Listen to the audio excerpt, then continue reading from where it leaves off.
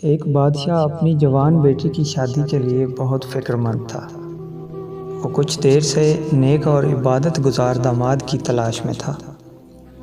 ایک دن اس نے وزیر کو بلایا اور کہا کہ کسی طرح میری بیٹی کے لیے میری رعایا میں سے عبادت گزار انسان کو تلاش کر کے میرے سامنے پیش کرو۔ وزیر نے اپنی فوج کو شہر کی جامع مسجد کے گرد تعینات کر دیا اور کہا، چھپ کر دیکھتے رہو، جو شخص بھی آدھی رات کو مسجد میں داخل ہوگا اسے نکلنے مت دینا جب تک میں نہ آ جاؤں۔ عین اسی رات ایک چور چوری کرنے کے ارادے سے گھر سے نکلا اور دل ہی دل میں سوچا، کیوں نہ آج شہر کی جامع مسجد میں جا کر چوری کی جائے، وہاں مسجد کا قیمتی سامان چرایا جائے۔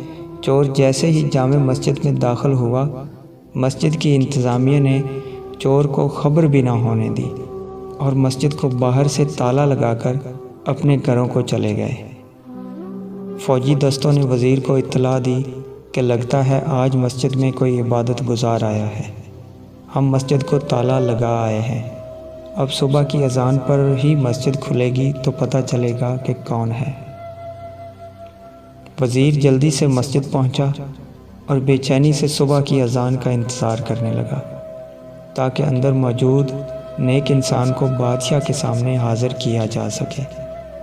جیسے ہی مسجد کھلی، وزیر اپنے سپاہیوں سمیت اندر داخل ہوا۔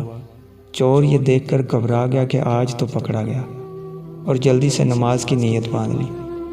جیسے ہی سلام پھیرتا، فوراً کھڑا ہو کر دوبارہ نیت باندھ لیتا۔ وزیر کو اس کی عبادت گزاری پر بھی یقین آ گیا۔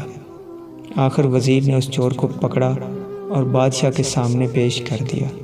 وزیر نے کہا، بادشاہ سلامت، یہ ہے وہ شخص جسے آپ تلاش کر رہے تھے، اسے ہم نے مسجد سے گرفتار کیا ہے، رات بھر مسجد میں عبادت کرتا رہا ہے۔ چور کی حالت غیر ہو رہی تھی کہ آج تو بہت سخت سزا ملنے والی ہے۔ بادشاہ چور سے مخاطب ہو کر کہنے لگا، کیا خیال ہے اگر میں اپنی بیٹی کی شادی تمہارے ساتھ کر دوں اور تمہیں اپنی سلطنت کا ولی عہد مقرر کر دوں؟ کیا تمہیں منظور ہے؟ چور ہکا بکا ہو کر دیکھنے لگا اور ڈرتا ہوا پوچھنے لگا، عالی جناب، اس کرم نوازی کی کوئی خاص وجہ؟ بادشاہ نے کہا، تم عبادت گزار ہو، تمہاری عبادت گزاری نے مجھے متاثر کیا ہے، اس لیے۔ چور دل ہی دل میں سوچنے لگا، اے اللہ، میں تیرے گھر میں تو گیا مگر چوری کی نیت سے، نماز بھی ادا کی تو دکھلاوے کی نیت سے، اور بدلے میں تو نے دنیا میرے قدموں میں ڈال دی۔ اگر میں سچے دل سے تیری عبادت کرتا اور راتوں کو تہجد پڑھا کرتا تو پھر تیرا انعام کیا ہوتا؟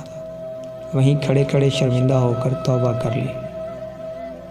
خوش نصیب ہیں وہ لوگ جن کا دل عبادت میں لگتا ہے، اپنے مالک کے سامنے گڑ گڑا کر ذکر کرتے ہیں، آرام دہ بستروں کو چھوڑ کر مصلی پر کھڑے ہوتے ہیں۔ اللہ پاک ہم سب کو سچا عبادت گزار بنا دے، آمین۔